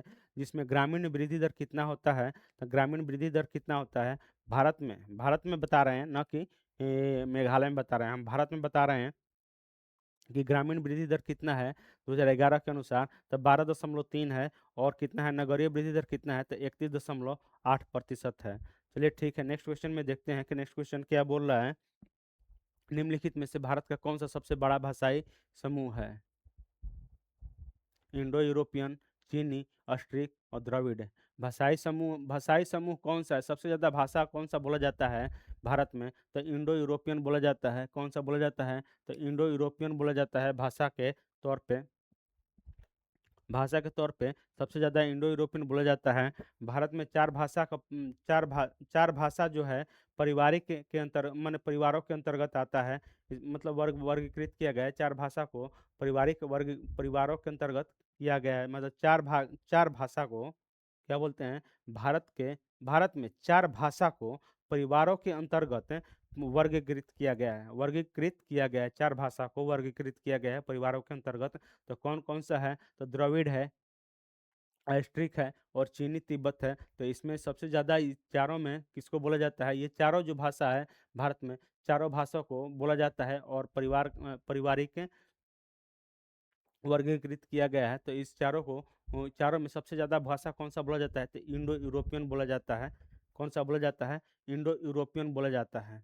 नेक्स्ट क्वेश्चन में देखते हैं कि नेक्स्ट क्वेश्चन में क्या बोल रहा है कि लिंगानुपात के अनुसार निम्नलिखित में कौन सा अवरोही क्रम है? आरोही क्रम एक अवरोही क्रम होता है। तो अवरोही क्रम मतलब कि घटते क्रम हो जाएगा। आरोही क्रम मतलब कि और आरोही अवरोही मतलब घटते क्रम, आरोही मतलब बढ़ते क्रम। तो ये घटते क्रम में पूछ रहा है कि सबसे ए, लिंगानुपात सबसे किस राज्य में सबसे ज़्यादा है, उससे कम है, उससे कम है। तो ये पूछ रहा है। तो सबसे ज़्यादा किस में है, तो केरल है, तमिलनाडु है, पश्चिम बंगाल है, केरल है, पश्चिम बंगाल है, तमिलनाडु है। तो पश्चिम बंगाल, केरल, पश्चिम बंगाल तो होगा नहीं, पश्चिम बंगाल तो होगा नहीं। तो लिंगानुपात सबसे ज़्यादा किस में है, मतलब कि 1000 पुरुष पे स्त्रियों की जनसंख्या किस में है, तो केरल में सबसे ज़्यादा है। आप लोगों को ये मालूम है। तो केरल में लिंगानुपात में भी सबसे ज़्यादा है और साक्षरता दर में भी राज्य में सबसे ज़्यादा है। तो केरल हो जाएगा, तमिलनाडु हो जाएगा, उसके बाद क्या हो जाएगा, आंध्र प्रदेश भी बताए हैं आप लोग, उसके बाद छत्तीसगढ़ भी बताए हैं, उसके बाद पश्चिम बंगाल बताए हैं। 5वां नंबर पश्चिम बंगाल बताए हैं। लेकिन बट यहाँ पे क्या है कि ना आंध्र प्रदेश दिया है और ना ही छत्तीसगढ़ दिया है, सिर्फ दिया है क्या, तो पश्चिम बंगाल दिया है। तो 5वां नंबर, पहला और दूसरा और 5वां नंबर दिया है, पहले बताए थे जो। तो आप लोगों को कौन सा आंसर हो जाएगा, तमिलनाडु होगा नहीं, केरल में पश्चिम बंगाल होगा नहीं, सेकंड स्थान पर तमिलनाडु हो जाए। तो तमिलनाडु का लिंगानुपात और कितना था, तो केरल का कितना था 1000, केरल का कितना था 1084। और कितना है तमिलनाडु का कितना है, तो 996 है। और पश्चिम बंगाल का कितना है, पश्चिम बंगाल का हमको डाटा एक्चुअली पश्चिम बंगाल का 950, हाँ 950। ये कितना है इसका केरल का कितना है, तो 1086 है। और तमिलनाडु का कितना है, तो 996 है। इसका कितना है, तो 996 है। और नौ इसका कितना है, तो 950 है। तो ये चीज़ आप लोगों को बताए। नेक्स्ट क्वेश्चन में देखते हैं कि नेक्स्ट क्वेश्चन में क्या है। आंध्र प्रदेश, छत्तीसगढ़ और मेघालय तीसरा, चौथा और पांचवा है। और ये पांचवा नहीं है, पश्चिम बंगाल और नीचे है। सॉरी, मतलब कि मैं पांचवा बोल दिया था तो, लेकिन पांचवा नहीं है और नीचे है इसमें। मेघालय 5वां नंबर पे है, 989। नेक्स्ट क्वेश्चन में देखते हैं, या लिख भी देते हैं आप लोगों को कि लिंगानुपात में 5 राज्य सर्वाधिक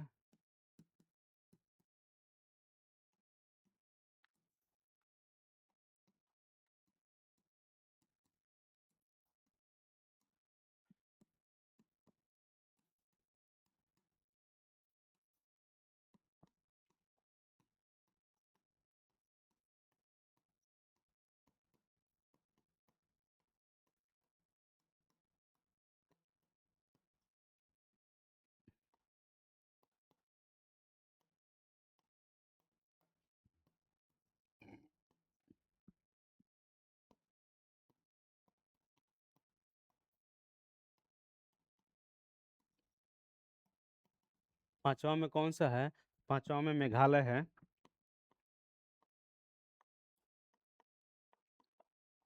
पांचवा में कौन सा है? मेघालय है। तो ये चीज़ है आप लोगों को, पांच राज्य जो लिंगानुपात में सबसे ज़्यादा है, तमिलनाडु, केरल, तमिलनाडु, आंध्र प्रदेश, छत्तीसगढ़ और मेघालय है। नेक्स्ट क्वेश्चन में देखते हैं कि नेक्स्ट क्वेश्चन क्या बोल रहा है आप लोगों को। 2011 की जनगणना के अनुसार घटते जनसंख्या घनत्व वाले निम्नलिखित में कौन सी सही क्रम है?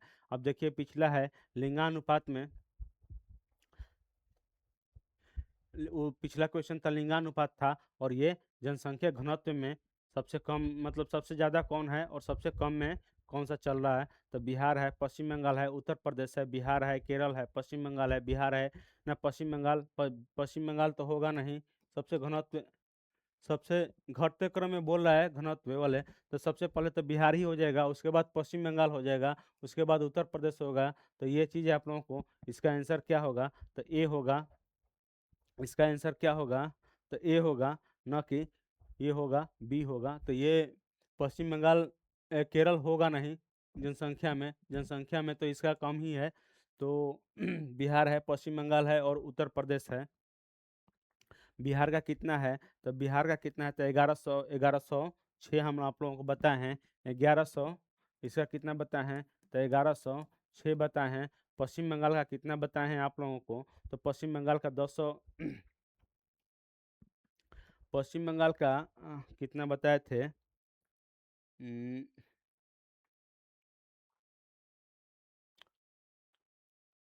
पश्चिम बंगाल का हमको याद,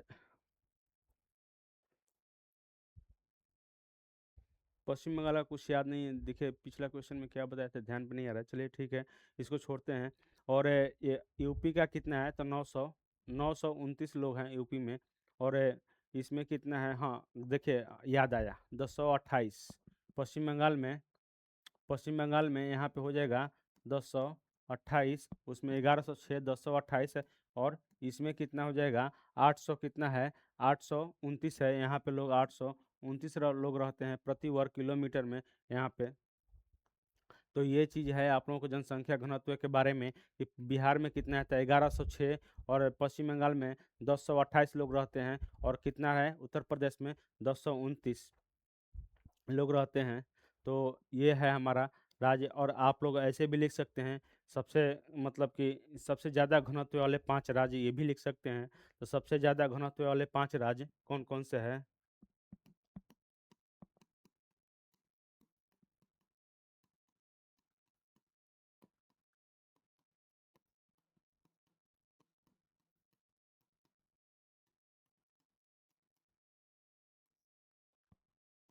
सबसे ज़्यादा घनत्व वाले 5 राज्य कौन कौन सा है?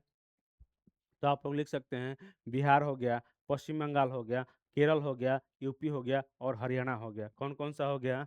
तो बिहार, बिहार, उसके बाद पश्चिम बंगाल, पश्चिम बंगाल। तीसरा में कौन सा हो गया? तीसरा में केरल हो जाएगा, केरल हो जाएगा। चौथा में कौन सा हो जाएगा? चौथा में यूपी हो जाएगा। और पांचवा में कौन सा हो जाएगा? पांचवा में हो जाएगा हरियाणा, हरियाणा। यहाँ पे ये घनत्व के अनुसार बता रहे हैं, न कि लिंगानुपात के बारे में बता रहे हैं। ये जनसंख्या घनत्व यहाँ पे सबसे ज़्यादा किस में है? तो बिहार में है, उसके बाद पश्चिम बंगाल में है, उसके बाद केरल में है, फिर यूपी में है, उसके बाद हरियाणा में है। ये चीज़ है हमारे बिहार में। बिहार की सबसे ज़्यादा घनत्व है 1106 है। पश्चिम बंगाल कितना है? 1028 है। और के उत्तर प्रदेश का 1029 है। केरल का कितना है? तो केरल का हमको याद रहा है कि 860, 800, इसका 800, 860 इसका है, 800, 860 है। और हरियाणा का कितना है? तो 573 है। हरियाणा का कितना है? तो 573 है। यहाँ पे हरियाणा का कितना है? तो 573 है। ठीक है, नेक्स्ट क्वेश्चन में देखते हैं कि नेक्स्ट क्वेश्चन क्या बोल रहा है, कि भारतीय जनगणना 2011 के अनुसार निम्नलिखित किस केंद्र शासित प्रदेशों में साक्षरता दर सबसे कम अंकित की गई है, साक्षरता दर सबसे कम अंकित की गई है। तो इसमें क्या है, दादर एवं नगर हवेली, लक्षद्वीप, पुडुचेरी, दमन और दीव सबसे ज़्यादा सबसे कम है। तो सबसे कम इसमें है दादर एवं नगर हवेली में। पहले भी बताए हैं और अभी भी बता रहे हैं कि इसमें 76 कितना है, इसमें 76.25% यहाँ पे लोग, मतलब 100 व्यक्ति पे 76.25 लोग पढ़े लिखे हैं। और बाकी कितना हो जाएगा, 23.75 व्यक्ति लोग मतलब कि ये पढ़े लिखे नहीं हैं। 100 व्यक्ति पे 76.725 पढ़े लिखे हैं, और कितना है, 23.75 लोग पढ़े लिखे यहाँ पे नहीं हैं। ये चीज़ बता रहा है। दादर एवं नगर हवेली को सबसे सबसे कम साक्षरता दर वाले राज्य केंद्र शासित प्रदेश कौन सा है, तो दादर एवं नगर हवेली है। नेक्स्ट क्वेश्चन में देखते हैं कि नेक्स्ट क्वेश्चन क्या बोल रहा है। नेक्स्ट क्वेश्चन में बोल रहा है कि भारत के निम्नलिखित राज्यों में किस में अनुसूचित जाति नहीं पाई जाती है। किस राज्य में अनुसूचित जाति नहीं पाई जाती है।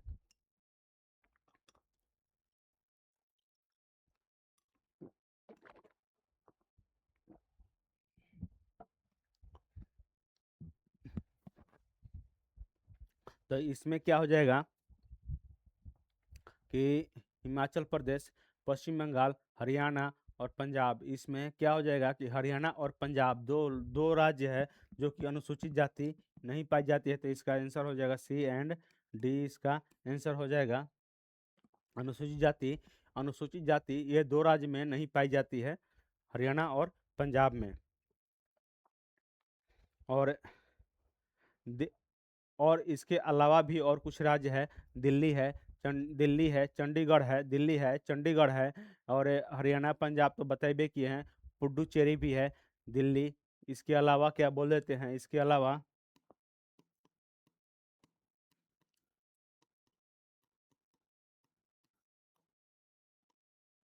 दिल्ली, दिल्ली है, चंडीगढ़ है,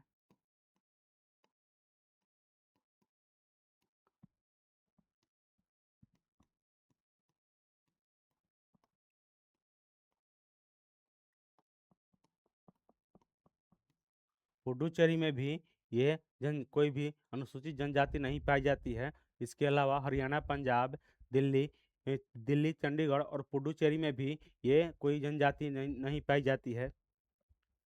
कोई भी जनजाति, अनुसूचित जनजाति नहीं पाई जाती है यहाँ पे भी। तो इसके अलावा आप देख लेते हैं कि नेक्स्ट क्वेश्चन में क्या है, और देखते हैं कि सबसे ज्यादा अनुसूचित जनजाति कहाँ किस राज्य में पाई जाती है। सबसे ज्यादा अनुसूचित जाति किस राज्य में पाई जाती है, तो सबसे ज्यादा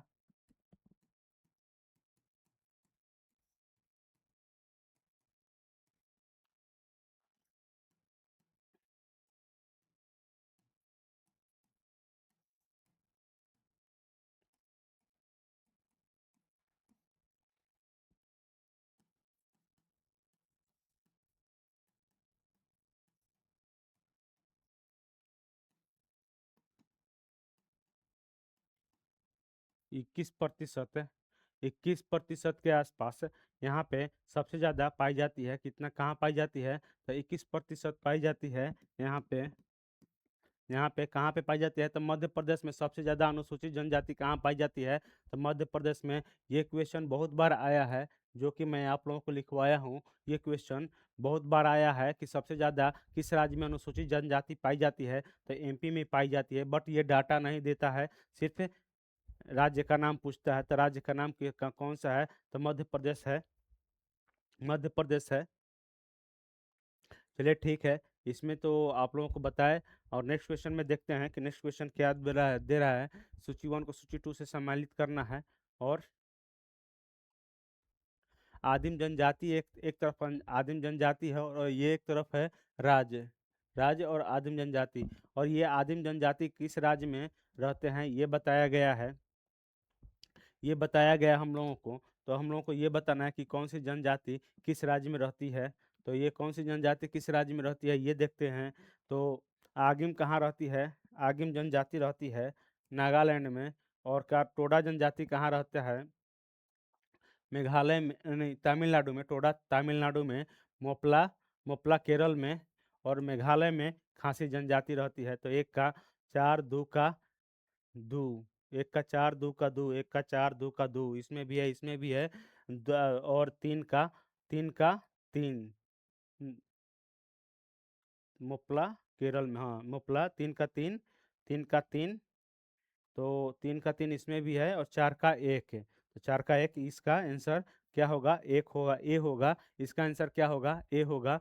नेक्स्ट क्वेश्चन में देखते हैं कि नेक्स्ट क्वेश्चन क्या बोला है। भारत के निम्न में से किस जनजाति जन जन अच्छा जनांक की विभाजन मानते हैं? अच्छा, भारत में निम्न में से किसे जनांक की विभाजन मानते हैं? जनांक की विभाजन मानते हैं। भारत के निम्न में से किससे जनांक की विभाजन मानते हैं? तो ये है 2011, 2021, 2061, 2081। ये क्या है इसमें कि 2021 को इसमें हम लोग को जनांक की विभाजन मानते हैं। कारण क्या है इसमें कि इसमें क्या है कि 2021 में क्या हुआ था कि 2021 में कितना विभाजन मतलब जनसंख्या वृद्धि हुई थी तो हम लोगों को, तो करीब करीब यहाँ पे इसमें यहाँ इस साल में 2021 में क्या हुआ था कि बहुत मतलब कि यहाँ पे जनसंख्या में बहुत कमी आई थी। हमारे जनसंख्या वृद्धि दर में सबसे कमी आई थी। क्या कितना आई थी कमी? तो ये आया था कि करीब करीब हमारा आया था तो 0.31%। ये माइनस में चल लीजिए, ये माइनस में कर लीजिए। ये भी कितना आया था? तो 0.31% ये जनांक की विभाजन हुआ था। मतलब कि ये जनसंख्या में हमारा वृद्धि हुआ था। इसमें कितना हुआ था? तो 0.31%। ये प्लस में है, प्लस में होगा, नहीं माइनस में नहीं होगा। ये माइनस में नहीं होगा, प्लस में ही होगा, प्लस में ही होगा, माइनस में नहीं होगा। तो ये प्लस में होगा। 0.31% यहाँ पे विभाजन में मतलब जनसंख्या वृद्धि हुआ था। मात्र कितना हुआ था? तो 0.31% यहाँ पे विभाजन हुआ था। कारण क्या था यहाँ पे? तो हम बता रहे हैं कारण क्या था कि अकाल हो गया था, उस समय अकाल भी पड़ा था और महामारी का प्रकोप भी था, जिसके कारण मृत्यु दर सबसे अधिक हो गई थी। उस साल सबसे ज्यादा मृत्यु दर हुई थी, उस अधिक हुई थी। और 21 में देखिए, और 2021 में ही मतलब 21 के बाद जनसंख्या मतलब देश में 2021 के बाद जनसंख्या में प्रति वर्ग मतलब तीव्र गति से, हाँ तीव्र गति से इसको बोलेंगे, तीव्र गति से वृद्धि हुई हमारे देश में। 2021 के बाद बहुत तीव्र गति से जनसंख्या की वृद्धि हुई हमारे देश में। कितना हुआ था? बहुत ज़्यादा हुआ था। और सबसे ज़्यादा वृद्धि कब देखा गया था? तो 61 से 71 के बीच में हम लोगों को बताया कि 24.30% हम लोगों को देखा गया था कि सबसे ज़्यादा वृद्धि दर 61 से 71 के बीच में देखा गया था। और 2001 से 11 के बीच में कितना हुआ था? तो 17.7% हमारा वृद्धि दर अभी चल रहा है, 1 से 11 के बीच में।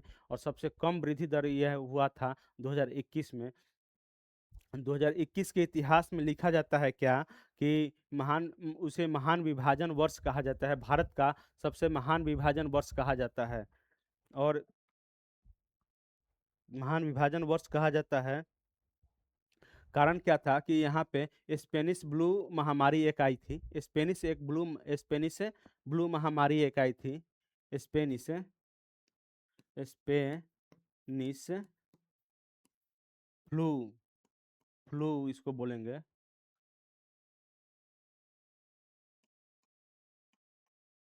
एक महामारी था, ये महामारी महामारी था 2021 में। 2021 के समय में 2021 के समय में क्या आया था? स्पेनिश फ्लू एक महामारी आई थी। इसमें क्या हुआ था कि इसमें करीब करीब 2 करोड़ बोलिए, 1 करोड़ नहीं, 1 लाख नहीं, करीब करीब 1.7 करोड़, 1.7 करोड़, मतलब कि 1 दशमलव कितना, तो 7 करोड़ लोगों को मृत्यु हुई थी ये महामारी से। कितना हुआ था? 1.7 करोड़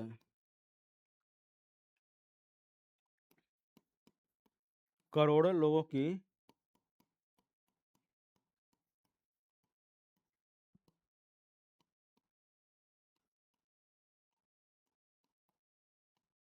मृत्यु हुई थी। ये सोच लीजिए कि सिर्फ एक महामारी से। उसके बाद क्या हुआ था कि इसमें और महामारी क्या आया था कि एक फ्लैग आ गया था, उसके बाद मलेरिया भी छा गया था, अलग अलग करके, और अकाल भी पड़ गया था इस समय। तो ये चारों तीनों चारों ऐसे महामारी थी कि हमारे देश की जनसंख्या को झकझोर करके रख दिया था, बहुत कम कर दिया था। तो इस कारण से हमारा उस समय 2021 में जनसंख्या वृद्धि दर सबसे कम हुई थी। कितना हुआ था? तो मात्र 3.3% की वृद्धि हुई थी, ज़्यादा नहीं हुआ था। तो इस कारण से हम कारण भी बताएं कि क्या कारण था और कितना हुआ था और किस वर्ष हुआ था, ये भी बताएं। जनसंख्या विभाजन किसे मानते हैं? तो 2021 को मानते हैं। इसके अनुसार हम आप लोगों के लिए 20 क्वेश्चन का सेशन लाए थे, और जहाँ तक उम्मीद है कि कल मेरा ये इंडियन ज्योग्राफी ख़त्म हो जाएगा। उसके बाद हम लोग आप लोगों को थ्योरी क्लास लेकर चलेंगे, और थ्योरी क्लास करीब करीब दिसंबर तक चलेगा।